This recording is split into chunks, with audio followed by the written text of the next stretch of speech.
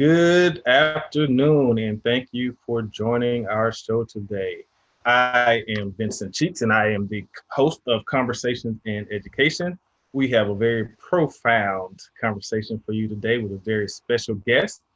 Before I bring her in, I have a few announcements to make really quick. Um, my organization, Kaumba, we will be having a Juneteenth celebration on June the 19th, and we will be in a parade downtown, right? And maybe my guest, Miss Pamela Poole Starks, can you tell me where the parade's going to start and end? Do you know that info? My understanding is the Juneteenth celebration and parade. My understanding is going to start in the Auburn Avenue area. That's my understanding. That is. Because they're going to do the yeah.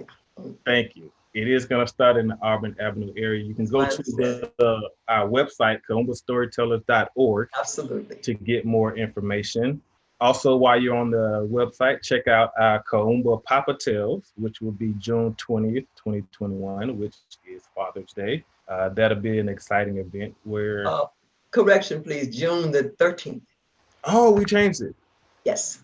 I did not June get that. 13th. That's okay, because a lot of people want to go out with their papas, and y'all need to get a little more respect than sharing because Mother's Day get the whole day and the whole month. So June 13th. June the 13th, absolutely. Okay, so June 13th, Kaumba Papa Tales will have its virtual event. And Mama Tales connects combination, yeah. Oh, it's Mama Tales and Papa Tales. Yes, and the tattletales of the children too. Okay, and that's June 13th. Yes. All right. Information again on the website at kaumbastorytellers.org. And I would also like to take this time to recognize a couple of my business associates, Operation Hope, KIP Soul Academy, and Brown Middle School. I have come together with these organizations to teach a business program to some of their students. And at KIP Soul Academy, we called our group Bright Futures Business Club. And the group from Brown Middle School was called the Girls of Excellence. And we are finishing up the last part of our business program. So by the time the summer starts, these three young ladies will have an opportunity to start their very own business. I'll have a little more on that at the end of the show. Thank you all very much. And with that, I'm going to get to my amazing guest who is with me right now. Thank you for being here today, ma'am. She is an activist, a speaker, a spoken word artist, a captivating storyteller, and a poet. She is also, like I mentioned earlier, a member of the Kaumba Storytellers of Georgia, and her name is Miss Pamela Poole Starks. Welcome to the show. Thank you so much. And it's a pleasure and honor to be here, and I really mean that. Yes, ma'am. It is an honor for me to have you here. And one more thing about Miss Pamela Poole Starks, she goes by the nickname of Tell 'em OG. Can you, let me start there. How did you come up with that nickname, Tell 'em OG? Well, previously I'd seen some hip hoppers or whoever they were, Soldier Boys telling them, and everybody's telling them, tell them all kind of things they shouldn't even be listening to. But that's my opinion. Yes.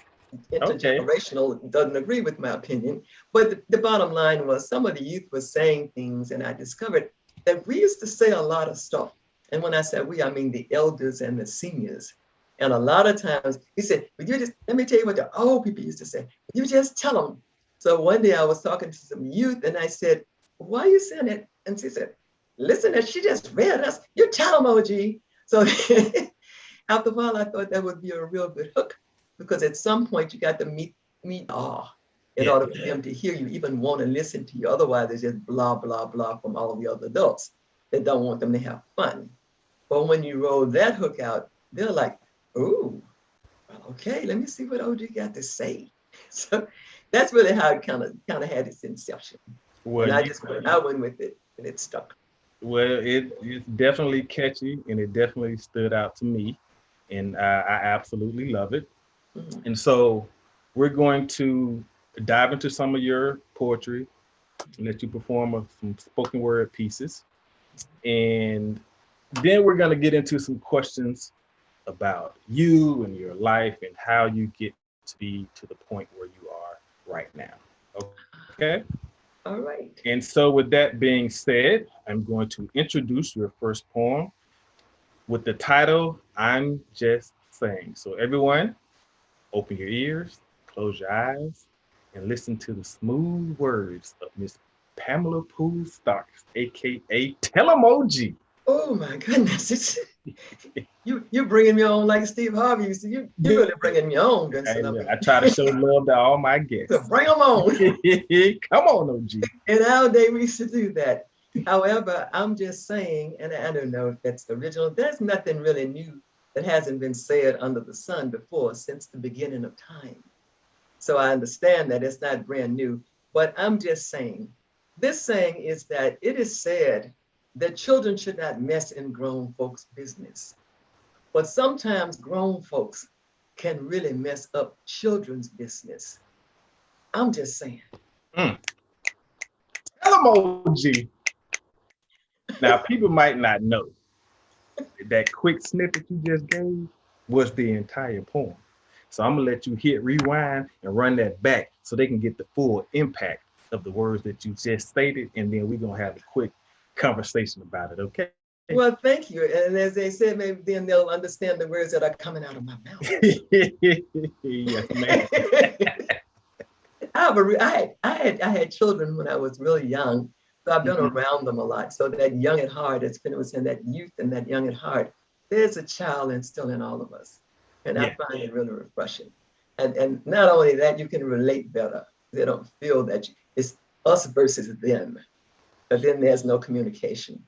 The piece I'm just saying, it is said that children should not mess in grown folks' business. But sometimes grown folks' business can really mess up children. Mm, mm. That is so profound to me. Tell him, OG. Tell him. Okay. So the title of that piece was I'm Just Saying. Right, Right. absolutely. Mm-hmm. And what I get from that piece is that older generations are always telling children to stay in their place or don't speak unless they're spoken to, and all types of things of that nature, which in my opinion, it really, what's the word I'm looking for? It really stunts a child's development in their growth. You actually become invisible. Yes, Literally. good point. Literally. So what was your motivation for writing that short, quick piece? My motivation was first of all, I grew up in that time when that was said and it was understood. And not only that, if you didn't understand it, a side glance Oh, well, or later. swift backhand lick would remind you that, first of all, you mixing in grown folk business. As a matter of fact, children weren't even allowed to even be in the room, Mm, even earshot when grown people were talking, which is sometimes a good thing because nowadays children, young people are exposed to too much adult conversation and ideologies and narratives that they shouldn't even be hearing at such a small age. right. I found at that point, when you were invisible, you had no say so. Just say, for instance, when we were uprooted from our relatives in the great northern migration, you Okay. couldn't ask, where are my 25 or 35 cousins going and why? Where are my aunties that we used to visit in the neighborhood right around the corner? When are they coming back? Are they coming back? And when somebody brought in a stepdad, they oftentimes, I'm gonna say a stepdad or a stepmom, because sometimes it's the other Mm-hmm. way around. When Yeah. one of the parents are really feeling lonely and they meet somebody and fall in love, oftentimes the children are barely even introduced to them, Mm, especially when they have two households and it's gonna be financially, more convenient to move into one space. One of them invariably would right away move in with the other party. right. The children weren't consulted. They was barely even introduced to the adult. And oftentimes, one of those adults brought some other children with them. Yes. And if you had a small space like we had in Greenville, Mississippi, a shotgun house, everybody was sharing the same room or the same bedroom of boys and girls sleeping head to foot. Even in modern times, oftentimes there isn't any space even to accommodate the extra children. We don't call them steps or half children, sisters and brothers. Okay. They're just, y'all don't mix in grown folk business. This is what we're doing, and this is what has happened. Get in line and fall in line. Or there was another thing when you had a new adult introduced to a male. For instance, a single parent, a mother, not even single, whatever, divorced, separated from the father. I met somebody and he's coming home. What do you mean, Mom? You told me I was a man of the house. You told me I was your little man. And if you grew up, Vincent, as the little man and the man of the house, you don't expect to be usurped any day without love. Correct. Vincent, this is going to be your new dad now, and give him some respect and don't talk back to him. What has started to happen, and you've seen it too often more than you know, the older teen or the younger teen between 6, especially a male child, he started to act up because he wasn't given notice. He didn't get a chance to develop a relationship with the male. He might have even liked him and respected him. Right. But I'm just saying, when children came mixed in grown folk business at a time like that, it has created a whole population of thousands of children who are acting out, are homeless, or left home, or actually wound up being a fatality because the male doesn't feel respected if the young male child isn't respecting him.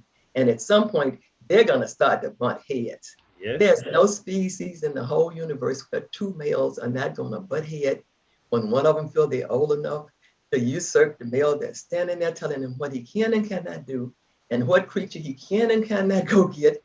It's the same thing.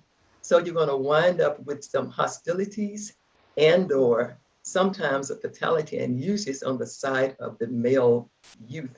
Right. Because a man is not going to stay disrespected and someone's standing toe to toe with him. Tell him what you're not going to do. Well, I'm the man of the house. My mother told me that I was.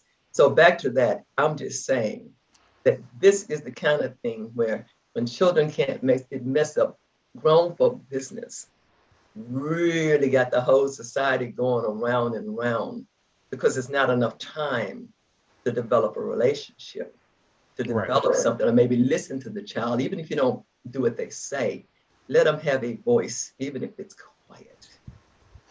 And that, you know what, that thing about children having a voice and what you said about grown folks' business can sometimes mess up children.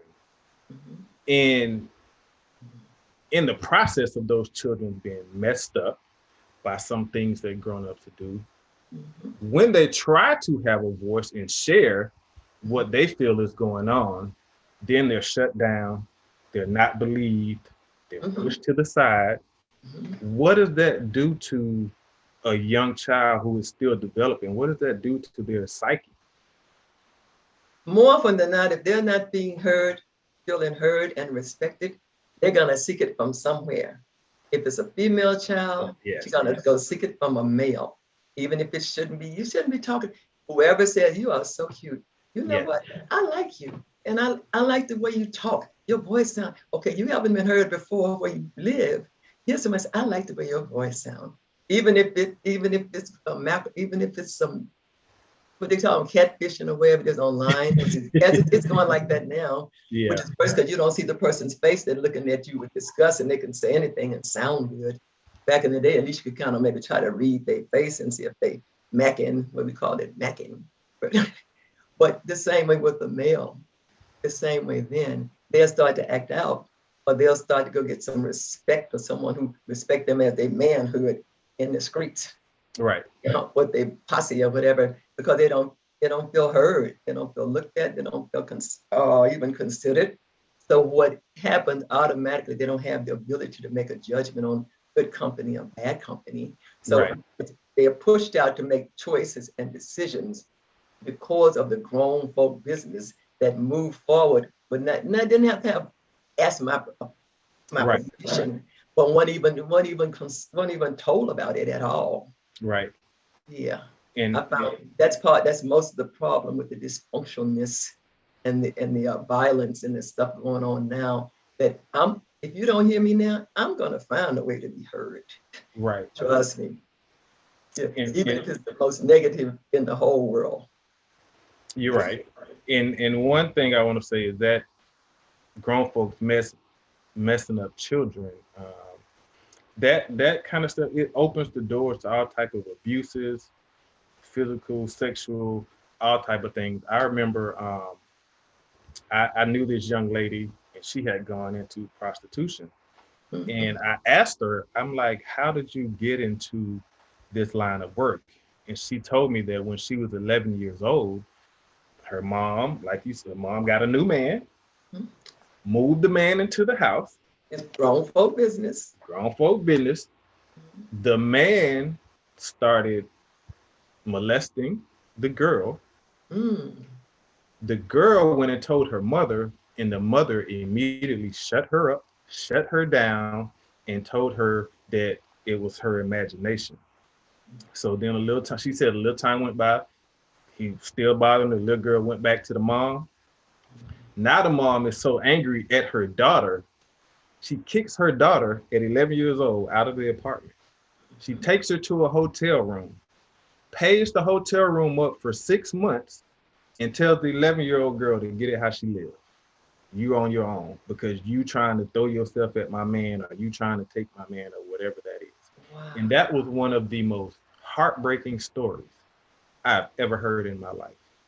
Because I just really, the young, she was so smart and she was so pretty, and I just couldn't understand why she was in that line of work.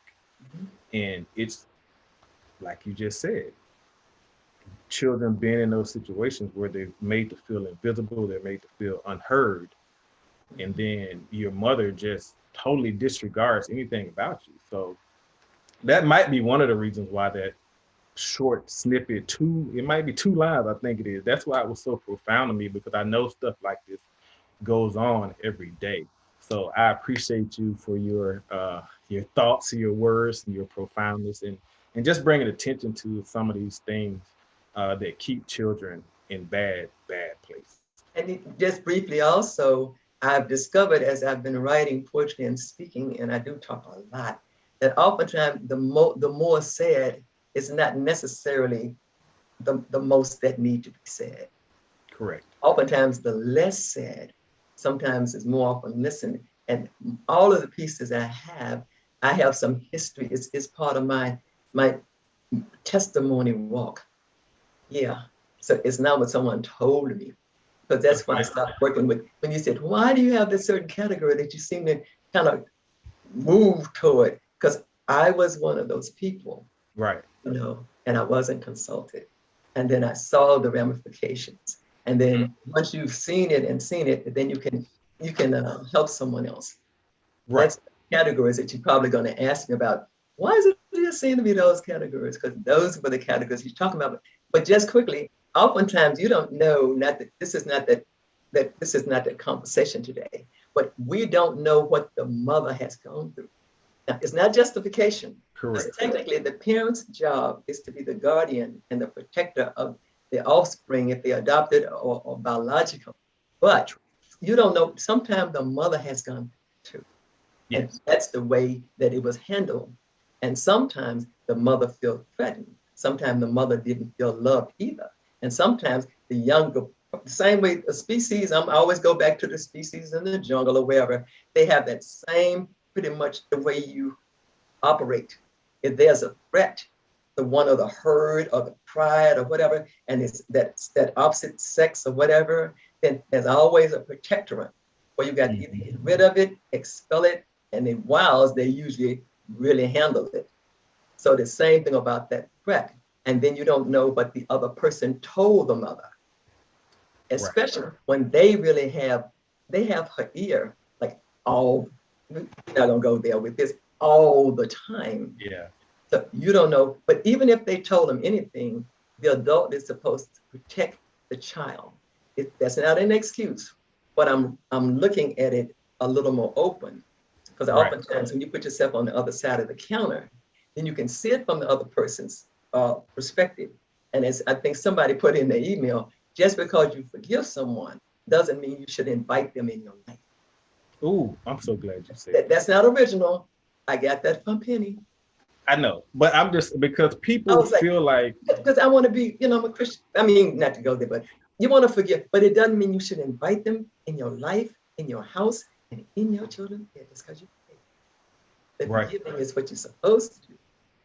But I was saying that to say it's a delicate balance. And when you don't have time, you're making a living, you paying the bills. You don't have time to sit and think about. We have time to sit and think about it and weigh it. When it's weighed like we're doing now, you can really hear. right. And then you're a person who listened with your heart. And when you invited me, you almost brought me to tears. I said, you're listening to me with your heart. You want me to come on and say whatever it is I want to say. Right. That I've been living out, Yeah. But there's something special about you too, because you're the first person that ever noticed that was something that I did. And that's something that I've trained myself to do over the past 5 to 10 years. Mm. And so, you touched my heart too when you kind of made that statement about me the other day. So, okay, but we're going off topic. we're getting off topic. Since we're throwing out accolades, let's give a shout out to God that moved the visionary Penny to yes. You as a host and a journalist, and invite you to be part of the collective of the common unity of inspiring and educating and motivating the world, whoever listens to this. So I'm putting it all out there. Accolades to her, to the vision, to the God, to you. So anyway, moving right on. I know Pastor Penny is all type of awesome. I'm gonna stop saying his name now. But sometimes we have to stop and give the roses where they are. People don't hear that when they've gone on. I want to say that. Give roses while people are still alive. Yeah, so they can smell them. Yeah. And as Pastor Penny likes to say, the glory belongs to God. She's absolutely correct. Yes, say ma'am. Say that. Okay. So given, yeah. Okay. So let's get into a little bit about Miss Pamela Poole Starks. You mentioned that you grew up in Mississippi, correct? Yes. So what was life like growing up for you in the Mississippi Delta? My life in the Mississippi Delta was wonderful. Okay. Now I have to say something really quick so you won't get pushed back on the whole station. How could she say after Nina Simone made that song and then Billie Holiday did Strange Fruit, how could she say that about that? I mean, where was she? When you're a child, you always look and find the childish things that's fun. Right. I was so aware. I lived right up the road from where Emmett Till, what happened with him. I lived right up the road. Wow. Fannie Lou Hamer lived in Sunflower County, and I lived 2 counties away. Okay. I lived in the same state, James, Mega Airways, James, I lived in the same state. All of that. But as a child, the part I saw as a child, jump rope and hopscotch and tying the clovers together to make a jump rope together, playing skip, playing dodgeball, making mud pies with that black mud from the Mississippi. And if you made mud pies from Mississippi dirt in the Delta, you could eat it. I'm telling you, if you wasn't feeling well and you ate one of them black mud pies, you'd be feeling better. And what I didn't know, it probably had minerals and all kind of stuff in there. Right. I hadn't been polluted yet. So we would really be eating those mud pies for real. But no, growing up as a child, I loved it. The smell of the magnolias and the mimosas in the spring and the honeysuckles and the watermelon. Oh my goodness, watermelon. You sound like a country girl. You sound like a country girl. Excuse me. I'm from the Delta. I'm from where the water, W-A-D-T-A, Millen man came up the street and watermelon. And you run out and go get 1 or 2. And how do I know it's sweet? He said, stand aside, little daughter. And he drop it on the ground and bust one of them. And grab you a chunk and taste it. Wasn't no knife, wasn't no spoon, wasn't no salt. You just put your face right in it. And it was sugary and sweet. That was part of why I love growing up in Mississippi. You know what I mean? What was not to like? But the fireflies. We could catch fireflies, but if you put them in a jar, it's a disclaimer. We always put holes in the top and leave it off. we only left them in there for a little while and wait till it got dark, and then we could see the fireflies. Because at the time, there Okay. were no street lights for my grandmother and them there. But where I lived, it was a small town. It was one of the largest cities in the Delta at the time. So Okay. the firefly, the lightning bugs, the crickets, all that sound, I loved it. But I didn't know that I shouldn't love it until I got a little older, because we didn't have a TV at the time, but we did know what was going on with the atrocities and the Jim Crow. We were Mhm. fine, but growing up as a child, I loved it. Right. I did. But let's see, growing up as an old school, we had schools in my hometown. The school we always lived, what it was like then, even now, the schools and the churches were always in the neighborhood. Okay. All your relatives lived in the neighborhood where you lived. So we could walk across the street, and I would stand in the light and see the little children go to school, and I would just wait for the day I could go to school. I couldn't wait. But that's what it was like growing up. But I stayed there until I was about 13. And between the 5 and 6, what I consider what you call growing up, the formidable years, I loved it. I didn't know I should hate it, but at the time, I loved it. I did. Well, I, that's the innocence of a child, right? yeah, isn't it something? It's wonderful. I loved it. All Okay. of that. Mhm.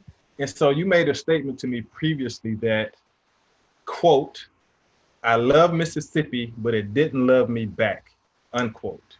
Can you please explain to our listening audience what that means? I think I touched on it when I was speaking earlier. I love Mississippi, but the scenes that I saw wasn't it, it wasn't it wasn't lovable. You know, you heard about the hangings and all of that. It didn't love me back, because when I was about 5, we used to watch TV up the street because we didn't have one, and it was black and white. And the TVs was in a cabinet. It was wood, you know, with the TV. And Yeah. the screen of the TV was about the height of a 5 or 6 year old, Okay. and like 54, 55. Well, the not loving me back came to me when I realized how horrendous it was. And it robbed me of my childhood wonders, like my brother did when he took us to the closet and showed us our toys in December, and showed me that there wasn't no bad guy, and spoiled everything intentionally. But I digress anyway. But it felt about that By bad. the fat guy, you mean the one that comes down the chimney? But see, I don't know who's watching the thing, and you didn't do a disclaimer because if children are watching, and I know WCEG always put out community airings. So Mhm. sometimes people will have their children around to sit to learn and be educated, especially since they're home. So I didn't want to go there with that about the fat guy. Well, Anyway, what you know what? I was about to go there, but I'm not gonna get on my soapbox because this is about you today, okay? that's a whole nother show. How about that? We can just Yes, we'll that call is. it this. We'll call it dispelling myths, and then we can just go there. But but back to what we was talking about. Like when I went to watch TV that weekend, and eye level high, I went to the TV. We only watched it on the weekend. Our neighbor up the street had one. Okay. And when I got to the TV, and I didn't know it at that time, I'm going to set this up for us in the listening audience. Miss Mamie Teal said, "Don't close the casket. Mm, I want the world to see what they did to my baby." Because right. what the saying that they said now, because you can't make this up. That's what would have been said back in the day. I don't know if that's a new phrase, but she said, "I want the world to see what they did to my baby." Right. They always put a past picture right beside that casket when they showed it for the first time that I saw it. Yes. And when I saw that eye level, from that point then, I realized Mississippi is not loving me back. Why? Because out of all the hangings and things I had heard about and atrocities and people disappearing and thrown off the Tallahassee Ridge and Mississippi River, I had never heard about children, Right. children being killed. And they may have been, but we didn't hear about it. So when I saw that, that's when I realized how much under attack and how safe we weren't.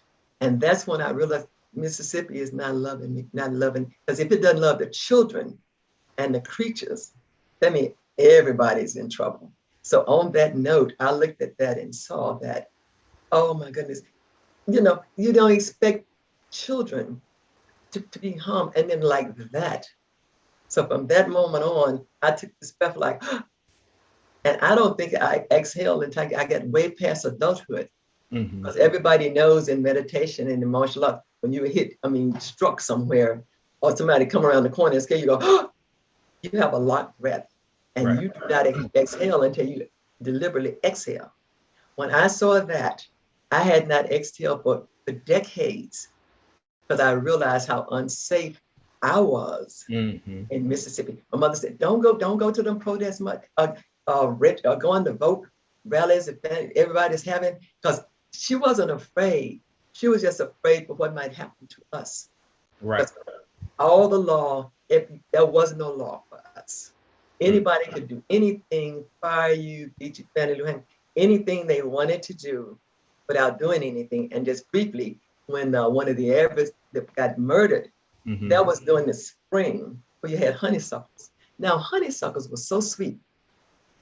The person that murdered him in his front yard on the front lawn, if they hiding in a honeysuckle bush, Vincent, the honeysuckle should get to your heart and your olfactory system and say, ah, you need to be sweeter than this. You need to put that gun down, Right. put it back in that pickup truck, wherever, and get up out of here. But that black man hadn't done it. But if you push past the smell of honeysuckles in full bloom in the Delta in Mississippi, that is so evil and heinous. That's when I realized it wasn't safe. And the last thing when I realized it didn't love me back. Because if you ask an old person, 100 years old, I asked a child that was 3, if you're white, you're right. If you're brown, stick around. And if you're black, get back. Okay, how could decades and decades of people know the same little, what they call it, nursery rhymes? Right. I mean, you will never exist, you will never mean anything, and you will never count, and you will never be enough. And not only that, the brown had to be paper sack brown. They physically would get a paper sack, a piece, tear it off, ask the Rockettes, because one of them wanted to be one, is document, and put beside your face. And if you wasn't paper sack brown, you couldn't stick around. So I'm saying it didn't love me back when I remembered that nursery rhyme permeated for decades to say Right. it would never be enough as long as you lived and stayed black. And that's when I realized I was planning on staying black and I was wanting to live for a long time. And that's what led me to why did I say that? It didn't love me. Okay. I don't think I'd ever heard that nursery rhyme before. Um, So where you from, Vincent? I am from Albany, Georgia. Okay. The dirty South. If you're white, you're all right. If you're brown, stick around. And if you're black, get back. Mm. What it really meant, it meant like way back. And Way then back. I rewrote that as a poem of my own. I don't know if it's plagiarism, but anyway, I wrote, if you're white, you're all right. If you're brown, stick around. And if you're black, get back still. Everything you just said when you were just speaking, especially talking about how Mississippi didn't love you back, it reminded me of James Baldwin. We all know who James Baldwin is, right? And James Baldwin had a question, and it was something to the effect of, how old were you when you found out that America didn't love you? And then he went on this whole spiel about how old he was when he found out, how he found out that America didn't love him, how he's given so much to this country with his work, his labor, his words, his poetry, everything that he does. And just no matter what he did, this country would not love him back. So he ended up leaving and going to France, right? So I don't want to get into that too much, but everything you just said made me think about the speech that he gave about America not loving him. So I think a lot of people, especially your age, even my age, can relate to this country not loving us. We just had a whole summer last summer during a pandemic where the whole country, the whole world was protesting George Floyd being killed by the Minneapolis Police Department. So yeah, we still have a long way to go. to get this country and Mississippi and everywhere else to love us? I tell you what, I'm going to say this really quickly in case you run out of time, and I don't want to have left this airways without saying this. We should stop begging people to love us and give us something that they do not possess. They do not possess the love for us that we need to possess for ourselves, and they do not possess our freedom. So why are we begging them for something that they don't have? Okay, now tell emoji. Tell emoji. What? Stop me when I get to it. When I get to a lie, as they said, Mississippi. You're my cricket letter. I cricket letter. I hump back. Yes, ma'am. Anyway, move right along. Okay, moving right along. I'm a performance artist, so you got to stop me. Yes, and you should have a safe word after a while. Will you yell like Carol Burnett? Or maybe Penny will put something in the chat and say, put an S and that means stop. So we can move on to the rest. Well, Pastor Penny said, tell emoji. Okay. Okay. She's in my amen corner. Hey. Yeah, she's definitely in your amen. Tell emoji mean amen. Okay. So we're talking a lot about you, history, your artistic expression. So how old were you and how did you discover your artistic expression? I really know for a fact my artistic expression discovered me. Okay. When I took to pen, I would say, probably when we moved to Georgia. That was in the late 60s, coming up to the 70s. But I already had artistic expression, but it was in my head.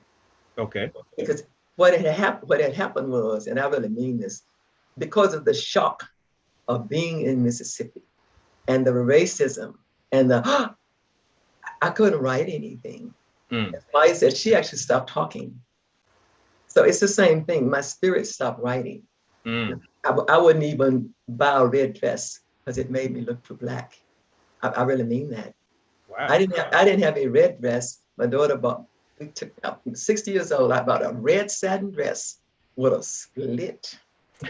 And I put that dress on, and they gave me a surprise birthday party in Southwest Atlanta over to Ellery's. You don't know nothing about it. Anyway.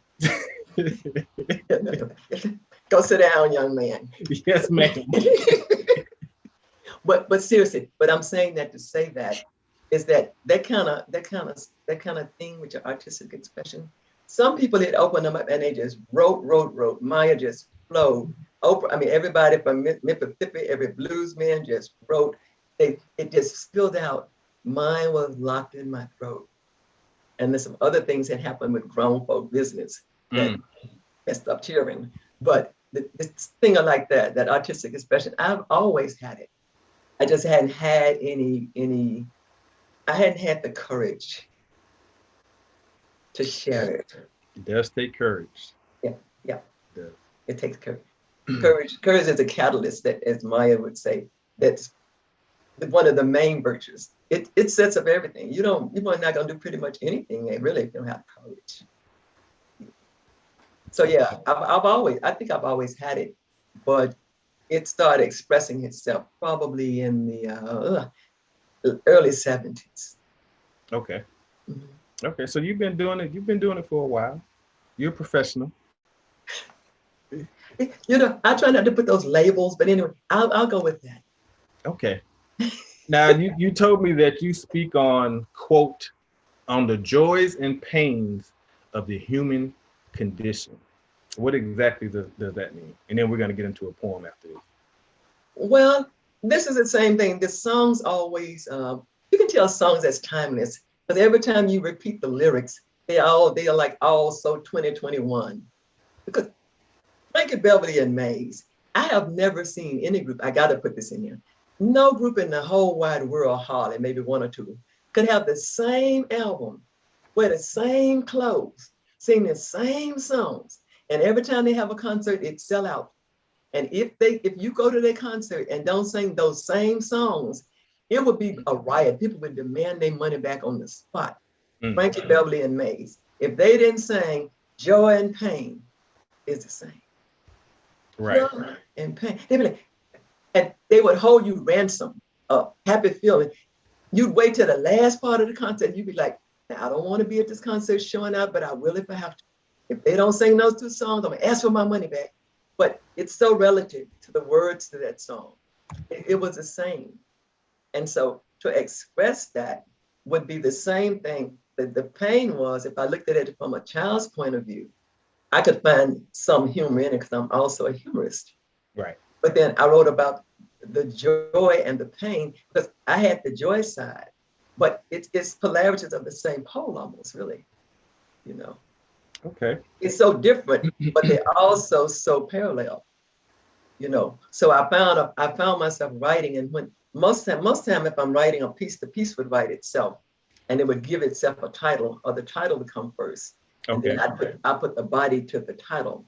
But it always had to do with what was going on. And if I really had written about all the joy and pain, I would have so many volumes of work, so many bodies of work, so many plays. Okay. But at the time, I just couldn't take the pen. It was just still in my throat and in my heart. Okay. Yeah, because Well, it needed writing about. That's why, in answer to your question. right. Well, I'm glad you found your voice. I'm glad you found your courage. Every time I have spoken with you, I have learned something, and Mhm. I am thoroughly enjoying this interview right now. So thank you for coming on the Conversation and Education at WCEG We really appreciate you. Okay. That's what y'all do. Now, I don't when I say things, I'm a humorist, but I usually try not to sidestep the truth. But that's what WCEG does. I Correct. really mean that. Yes, ma'am. Everybody who's heard it, I mean, and that was Penny's vision, I'm sure. That's what you do. Yes. Yeah, you do. Thank you very much. So we have about 18 minutes left. Okay, um, so I want to do two more pieces. We're going to do two pieces back to back, okay. and then we'll discuss, and then we'll get into some more questions, and then we'll do the last piece and then finish out. Okay? That sounds fine because more often than not, some of the parallels about the pieces probably will parallel some of the questions also, Yeah. probably. So Yeah. that's what motivated the pieces, absolutely. Mhm. Okay. So, my listening audience, I have this amazingly profound woman, Miss Pamela Poole Starks. She is going to present two more of her poetry pieces or spoken word pieces. The first one is called A Stronger Stand, and the second one will be, and the next one will be Self Portrait. So, I give to you Miss Pamela Poole Starks, aka Tell 'em OG. Cool. Oh, oh. A Stronger Stand. I step around you because you have me acting so crazy. A stronger stand. This piece I wrote because we were doing the I was speaking at the MAD conference. I was asked to facilitate the workshops. Mothers Poetry, Being Strong Driving. yes. Okay. Spoken word conference. They have a big conference every year, but they had really also know for a fact that the fatalities of young people driving had increased, but they also it had not even near about touched the effect of older DUIs, drunk people driving, hitting their children. So MAD had the workshops for us to write for the children. So we figured we could try to get them before they start driving and drinking. Because for a while, Georgia had a high rate of youth on the highway being killed in cars. And so what they wanted to do is try to dissuade them from starting to drink and drive of the first time getting their driver's license, at least be attentive to driving. So the workshop that I wrote this for, it started out much longer because what we did, we had an interactive time in the audience for the children, for the youth, teenagers to write. And then I had the males and the females kind of competitive, like turn it down and slow it down, which Okay. more often than not, the cause of the fatalities and the wreck had to do with too much noise, too much talking with people that's sitting behind you, or going too fast for the conditions. So Okay. a stronger stand came about because then I realized that even the ones that are older now still has to do with too much loud, too much weed, too much speed, too much whatever. So a Yes. stronger stand, I said, let's make a stronger stand and stop this. A stronger stand. Fast cars and ATVs. Promises of super cool yesterdays, the days and tomorrow. Cut, cut in figure eights and donuts. Let's cut a stronger stand and let's make a different plan and cruise on past the sorrows. instead of those sad tomorrows. Mm. Okay. Hell emoji. I love saying that. I absolutely love. I know. I'm gonna have to plant you in the audience when we go back live. Oh, I got your back. Tell emoji. Okay, so you said a little bit insight. Did you say somebody was in a car accident? Oh no, in the MAD conferences, Okay. all of these had to do with the state of Georgia and the accidents. But what we were working on was Okay. get them to slow them down. And with what's going on with the ATVs, youth just want to have some fun. And all of them Right. are really used for they're a little older. But the bottom line is, it's the same premise of the fast cars got you that super cool and the stripe on the back or whatever it is you're doing. You need to make a stronger stand and kind of make another plan. Because this plan really is not working. Okay. That's the bottom line on that. And if we take a stronger stand, that'll get us past our sorrows. Correct? You feel it. You're really feeling me. Look, You have an open heart and an open mind, and you see what I'm saying. yes, ma'am. I do. I'm a writer myself. I write. I put some words together a little bit, you know. But seriously though, Lane, yeah, let's keep the jokes in. But seriously, that's true. That's Yeah. exactly what got me to write that. And it could be even longer and go on and on and on, but it wouldn't say anymore. That's the premise of it, absolutely. Okay. And when you were at this MAD event, did Yes. the young people kind of gravitate to your poetry? Oh, I'm glad you asked that question. Yes. In fact, the competition for the boys against the girls, but I made it, but whoever is the loudest would be the winner. So it was on at that point. But during the workshops, we actually had to write some pieces, and they actually got a chance to share their pieces at the breakout. And surprisingly enough, nothing personal, the males actually shared more than the females. They all read the pieces they wrote on the spot. And some of them brought pieces that they had written before that had to do with driving and keys and drinking and driving. A lot of times it was just so insightful to hear them say that a lot of times we feel that they're not listening to us. I'm saying this about listening. They are really listening. And sometimes they may not respond right then, but they're listening. Even the fathers wrote poems to their sons. Single fathers wrote some poems there to say, don't do what I did because I got a DUI twice. He even wrote it to his son who was 2. So an answer, I'm glad you asked me that. Yes, that was a great response to the conferences, and they still have them yet to date, I'm sure. Okay. Excellent, excellent. I really enjoyed that one as well. And the next one is called Self-Portrait. So here she is again, everyone, Miss Pamela Poole Starks, aka Telemoji, with Self-Portrait. Self-portrait. Button your head against a brick wall, and you're tired of swimming upstream, wondering why you ain't feeling the love and keep saying the world is so mean. Well, get some different brushes and try some different strokes. Mix some different colors and hang around some different folk. Now you can see it ain't happening, and everybody can see that it ain't, time after time. If you don't like the picture you see, then why don't you just change the paint? Self-portrait. Telemoji. Yes, ma'am. Get the young people to listen where they stand. Okay, so Are you just humoring me, Vincent? Are you no, just humoring OG? I am loving these because they have all of them have a message in them, right? And usually good poetry will have a message in it. And so what I get from this is you're doing the same things, hang with the same people, getting the same results. You're not happy. If you don't like what's going on in your life or what you see happening with your life, it's up to you to change the paint. It's up to you to get a different brush and paint some new pictures and change the whole scenery. Am I right? Wow. Not only that, even the times with now, with the Bible, and not disrespecting anyone, because more often than not, I always have the most respect for everyone. But the thing about it, there was always a picture painted. It said, a people without a vision will perish. Yes. Which means is that it's exactly what you just said. It's exactly what that means. You got to have a vision. You got to have a vision, not waiting for legislators to pass some gun laws for us to stop shooting. We got to have a vision of us stopping doing this. We got to have a vision of us wanting to love each other.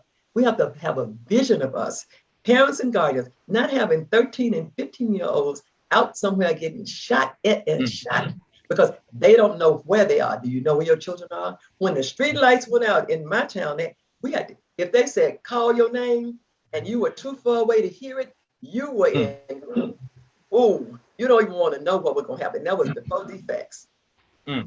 So having said that, I'm saying that same vision is what you said. We got to create a different vision of what parenting is, what child, listen to the children, let them, whatever. We got to create a different vision before anything changed for us, even if the legislators, even if we voted to be different, we've got to implement the vision that we see of us, not continuing to beg for whatever it is they think, throw some money at it, bring some militia in. No, we have to paint a different picture, or the same picture that we used to paint, as you said. Let's not tell them what the old folk used to say. Let's show them what we used to do, but it has to start, like I said, with the self. When somebody was elected and said, he stayed 8 years and didn't make no changes. When I discovered with that, I started to take it personal. I have gone, I don't know how many years, and have never changed my salad dressing. Every time I go out to eat, say, what kind do you want? I said, oh, what kind do you have? I already know I'm gonna get the same thing. Right. Everybody on the line know it's true until they come in like avocado, lime. But we don't even change our salad dressings. What we can do is change the one that we look at even at our house. Even if you don't have no way to change. Every time when you go out your house or your side or in the room where you got a room, look a different direction. Just turn to the right or to the left or north, south, east, or west if you live in a room. And see, don't you see a different vision every time you look at it? You might see a different weed, a different flower, a different something. You're gonna see something different if you change, just move your body around. Change your salad dressing. Correct. As you say, it's about that same thing. We're gonna have to do that as a people. Even it starts with the one. And if I don't change, then how can you expect we all a circle? If part of the circle don't change, the circle, it's gonna be circling around. Dr. King, 50 years, 55, we still singing, we shall overcome. What I would like to do is have a picture of we have overcome. Yes. We are word people. Shall lends itself to obscurity. At some point in time, and it's a vision out there, a dream. Yeah, we have overcome that. Put that picture, paint that picture, and then put it on the wall, and then let people come and ooh and ah at it. And maybe we'll become that. So. Okay. Well, I appreciate you, ma'am, and I thoroughly enjoy not only your poetry, but your words in general. You are an amazingly profound woman. You have a production company called Telemoji Productions, right? Yes, yes. Please tell us about your mission in your company. I will. I'll try to be brief. I'm working on saying that the words of my mouth and the meditation of my heart be inspirational. So if we don't get a chance for you to ask me everything you want to ask, if I went on and on, hopefully I said something that inspires, activates, or motivates someone. Yes, ma'am. I hope so. That it inspired them, the heart. Yes, ma'am. Now, what was your question again? What now? Tell us about Telemoji Productions and your mission. Telemoji Production, really, I started, it's when you say a production company, we expect a band and all kind of publicists and all kind of things, and directors and producers and gigs and all kind of stuff. Telemoji Production started that I was going to do some poetry, have some music, have some friends of mine play the guitar, and we were going to do three things. First of all, we were going to go to teen girls shelters, and we were going to go and inspire and activate. Because a lot of times back in the day when I came along, because I was a single parent, you couldn't go to school. Once you became pregnant, you couldn't go to school. The boys could continue going, but they couldn't go. Then you had childcare. So Telemoji, I would go there and go and talk to them about my journey with that, to inspire and activate. The other part was for seniors. I'd go by the senior places and we'd play music. And even if they were in their wheelchairs and couldn't move, we'd, oh, sookie now. Come on now, do it, grandma. Go on, show them how you used to do it. And we'd play, we play some blues for the Southern people in the senior areas.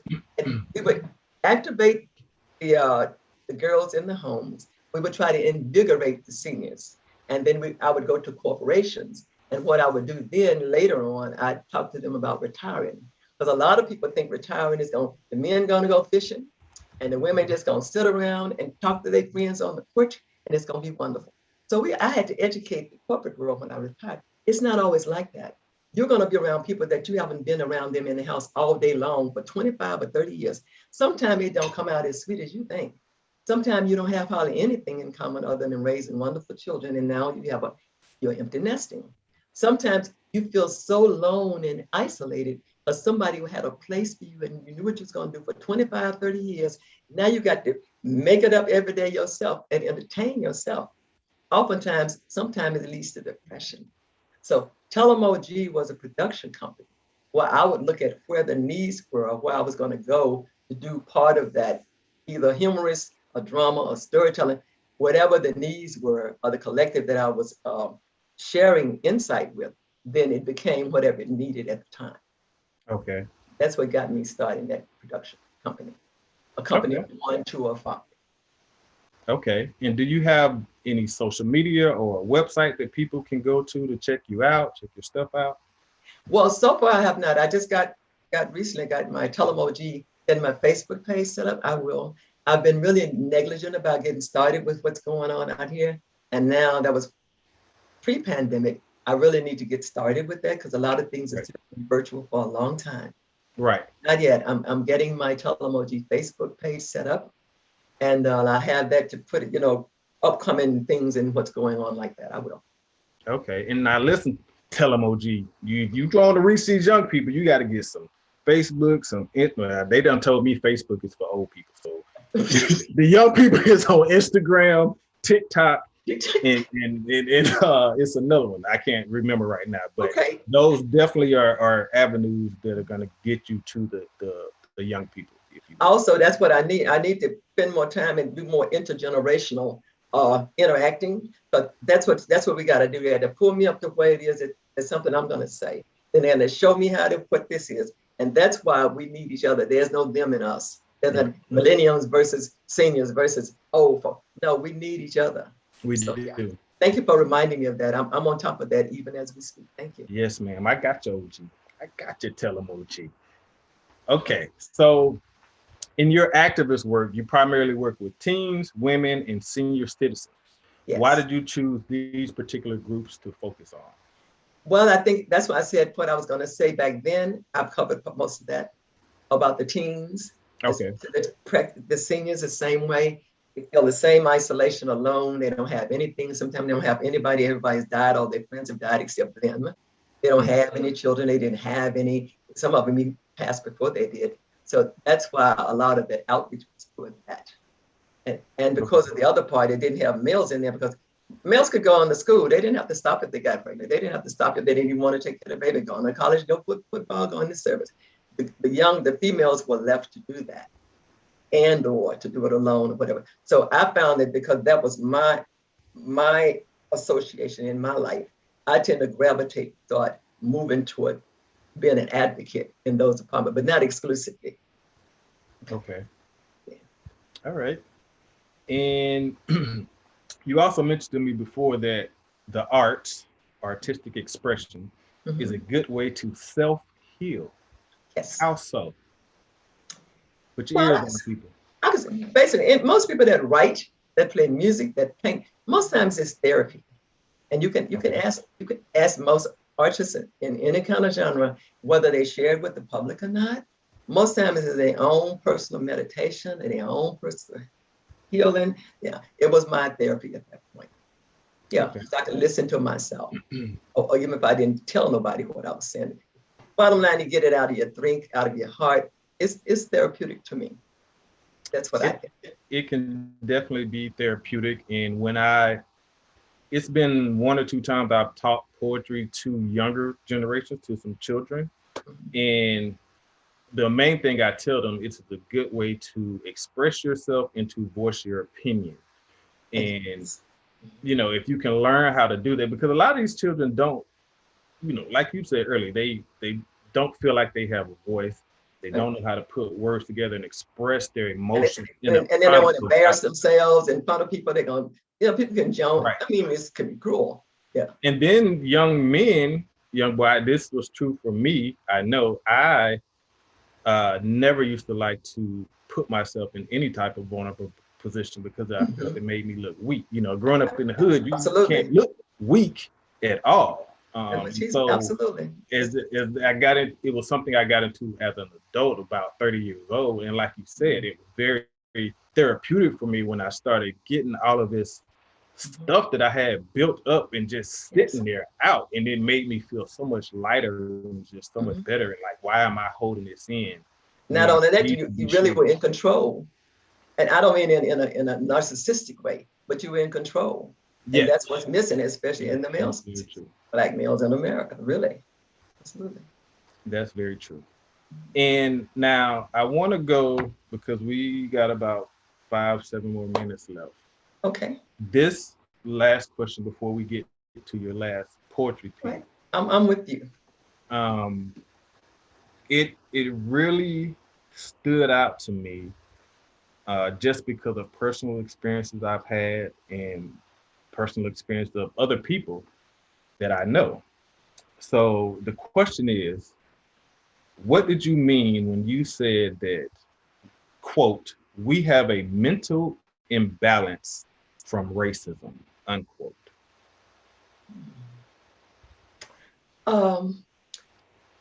Boy, this is one of my biggest challenges, and I think I'm going to need to join Toastmasters, where they put that clock on you to learn how to articulate and say what you mean and mean what you say in a short period of time, which I've already taken up almost a minute already. See my point? Exactly. Toastmasters will help you with that. For real. I went to join, and when I saw what that was like, I didn't go back anymore, but I need to go back. But anyway. I'm going back this summer.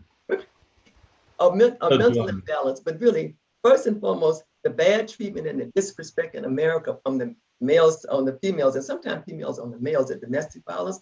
When you don't feel respected at work, and you don't feel heard or seen by the society over a long period of time, you take it out on somebody, and it's usually on the person closest to you. Whether it's your mama, your grandmama, your wife, your child, the dog, whatever. It comes back, and you're mentally dysfunctional when you're attacking it and abusing people. Right. Make yourself feel better. That's one of the things, lack of self-worth. You have the children acting out, they have lack of self-worth, because if you don't see nobody that really cares, because if somebody doesn't care how you look and don't care what is done to you, and it's enough is enough, enough is enough, and you're all in the street. 3 or 4 years later, the same thing is still happening.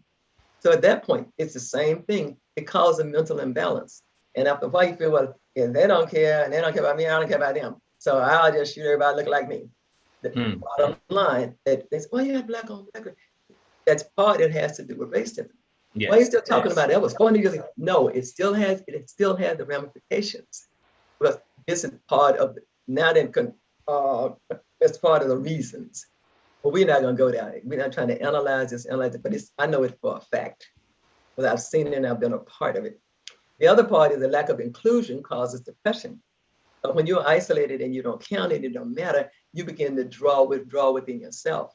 And no man is an island. No one was created to be just by themselves, pitiful, not even with a slug or a slime hole.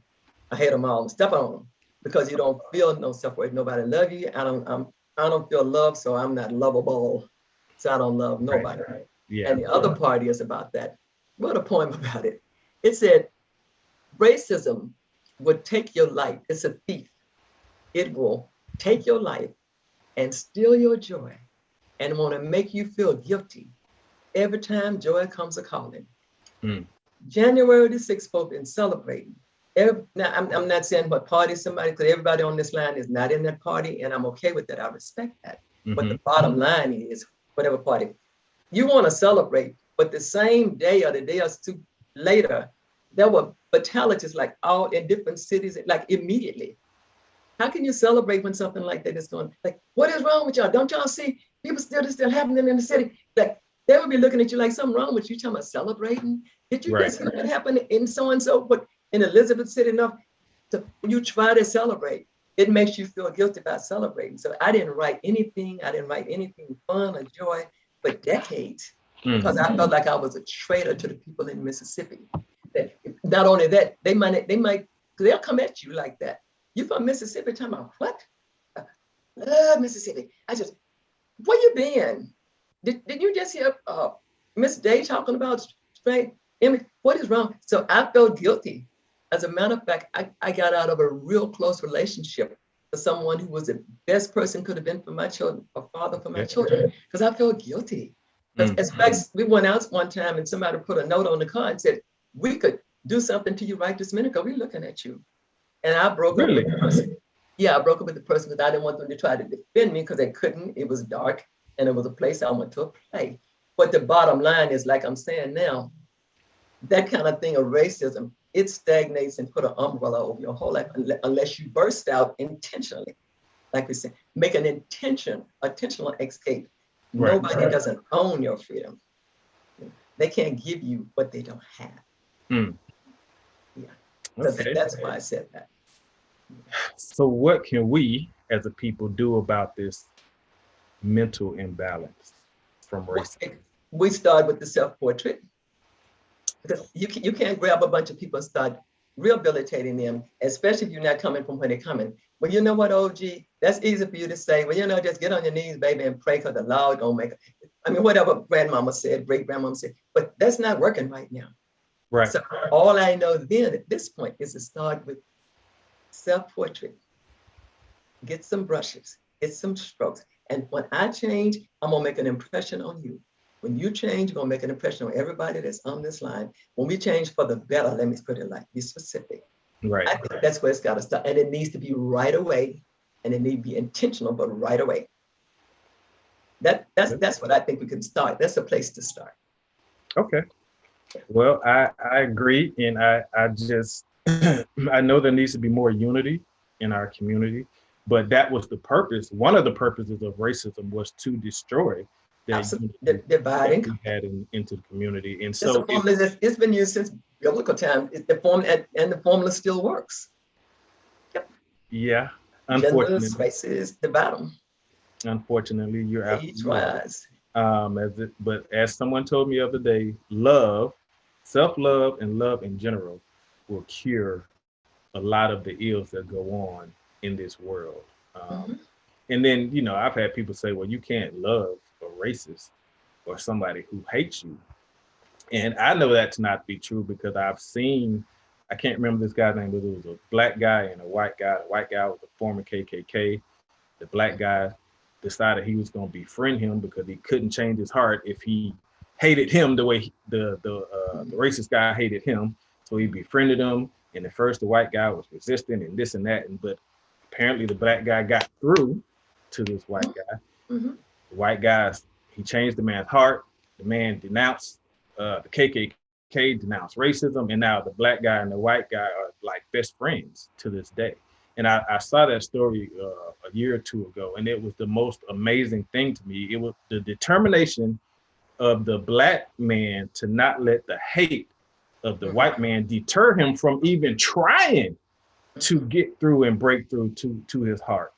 And then on the end of the white man, allowing the words and the gestures that this black man was given to him to eventually touch his heart and open him up to the reality that there's more to life than hate. I think what I'm hearing you say, like you do with me, I think there needs to be consensual. It needs to be consent. Yes. Both parties need to consent. Yes. One at a time, then by the 10s and the 15 in the city, then the state, then the country, then the world. You're supposed to consent to want to change. If you're an addict and got a problem, you say, my name is Pamela, and you're not even trying to find what the meeting is if you're not consenting that you got a problem. You're not even going to the meeting. Very true. You're not going to even do none of the steps. You don't want to hear about those steps. So the bottom line is to consent, to want to change. and then first look at the word, what does love mean? Now you can, that's a whole nother symposium. Everybody have a different meaning of love. That is very You're true. going to drag somebody to your meaning, but their meaning is not, your meaning is not their meaning. So it's kind of an ambiguous goal, but it's doable. It is doable. I agree. And it starts, we got to consent, so we want to. Yes.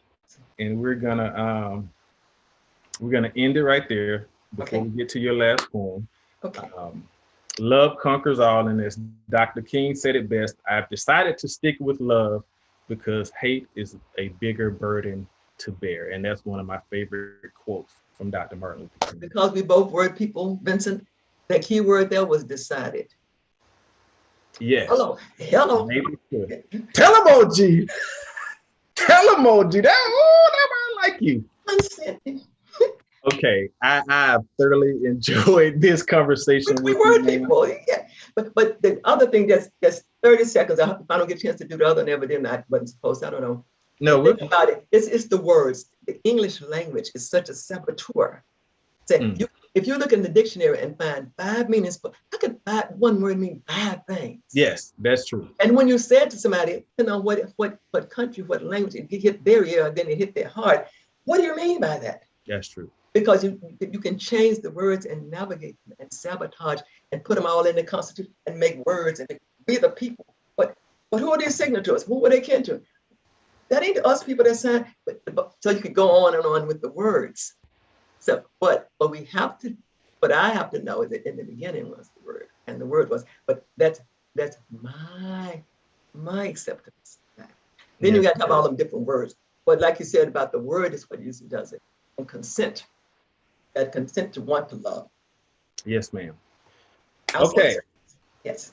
I appreciate you, ma'am. We're going to get this last poem in, and then we are going to do our Scholars of the Week and sign off the air. So with that being said, thank you very much, Ms. Pamela Poole Starks, Telemoji, for being here today. Your wisdom is just, it has inspired me from the very first time that I ever spoke to you. Okay.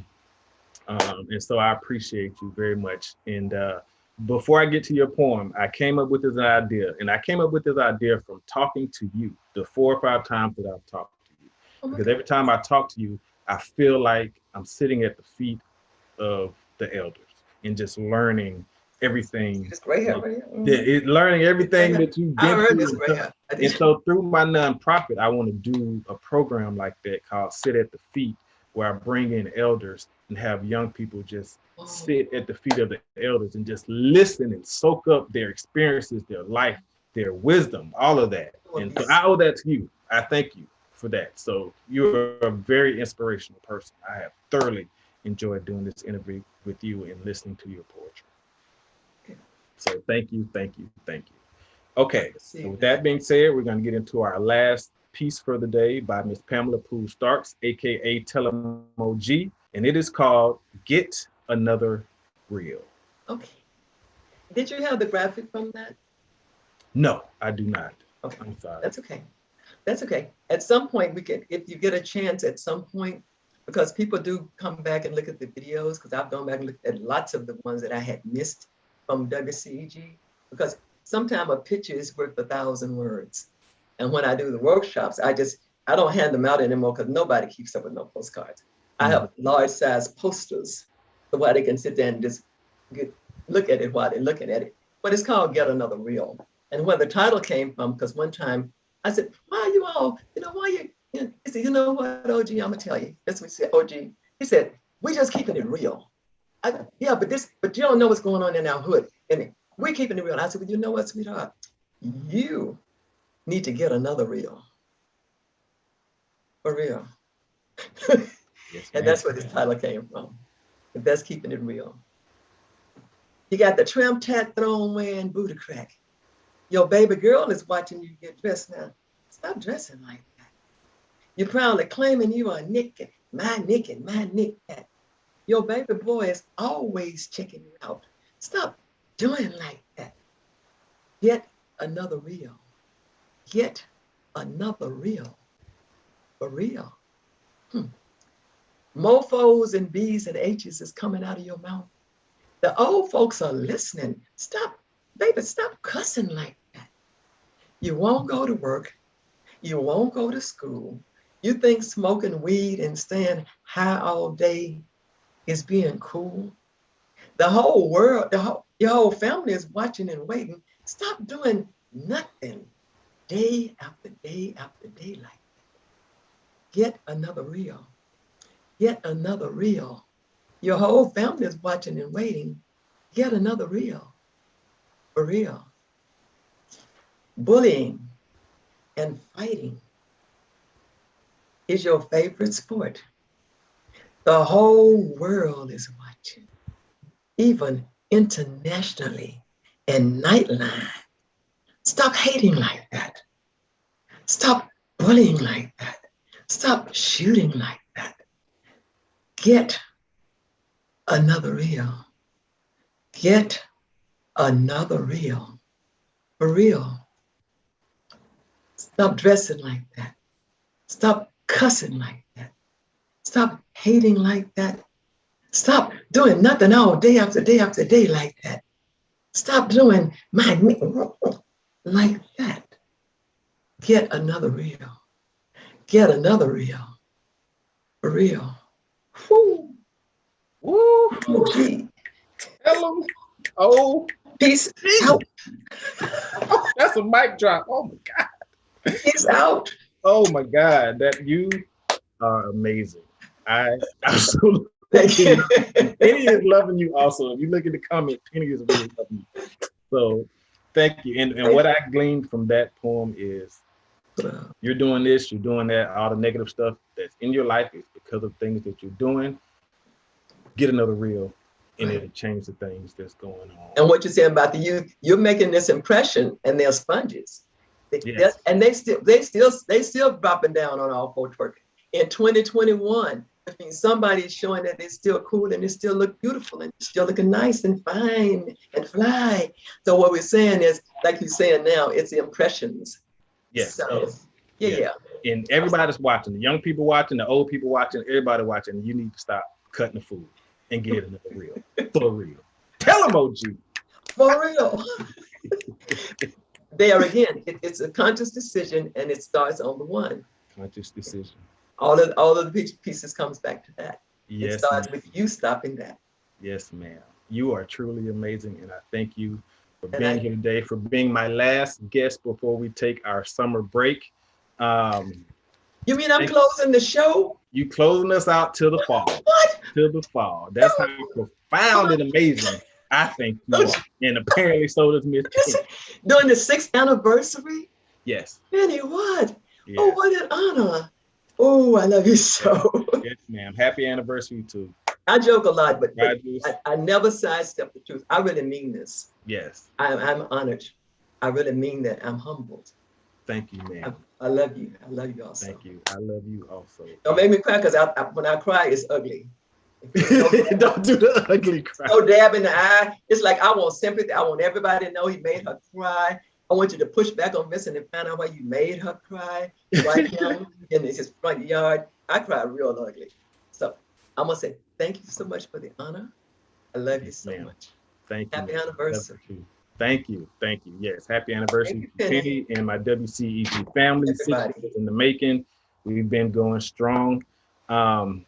The announcements I made before, the Kaumba Juneteenth celebration will be on June 19th, and we'll be starting in the Auburn Avenue area. You can go to the website, kaumbastorytellers.org, to get more information. And then June the 13th, we will have Mama Tales, Papa Tales, and Tattle Tales. Yes, the right. challenge. And so go to the website and make sure you check out those events and join us if you will. Yes. All of those tales are moving to June 19th. So it's gonna be 4 categories of storytellers. Okay. 4 categories, yeah. Penny said we might have to join y'all on the 13th and come out there and do some footage. So we're gonna try to put that together. Oh, don't start. Hey, much as I'm blah, blah, blah, I'm down. Yes, ma'am. So thank you again, Miss Pamela Poole Starks. I appreciate you. And thank you to your listening audience for your listening ears and open heart. Yes, ma'am. Thank Thank you. Yes, thank you to our listening audience. We do appreciate you. you. Thank you to Mr. Kenny for listening. Thank you to all the Kaumba storytellers of Georgia uh, members who are listening. We greatly And appreciate my family. And thank you for giving me a chance to exhale, breathing out. Yes, it. Yes, ma'am. that lump is gone. Yes, ma'am. Thank you. Okay, and with that being said, we're going to close out our show, but we cannot do that before I introduce my scholars of the week.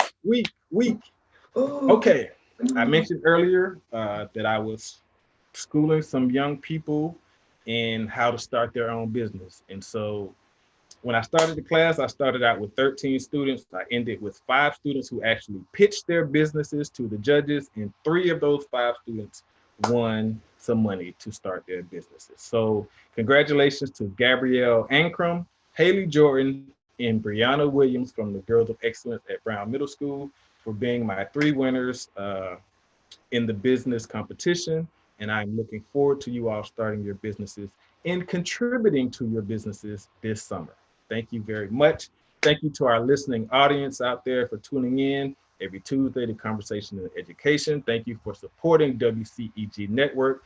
Please join us when we come back in the fall. We're going to have some new things coming to our programming, and we just plan on doing some really big things for WCEG Network and for the community in the fall. So thank you, thank you, thank you. There is no us without you. We love you all. That's going to be it for today. Take care, have a great summer, and be blessed. Peace. Love y'all.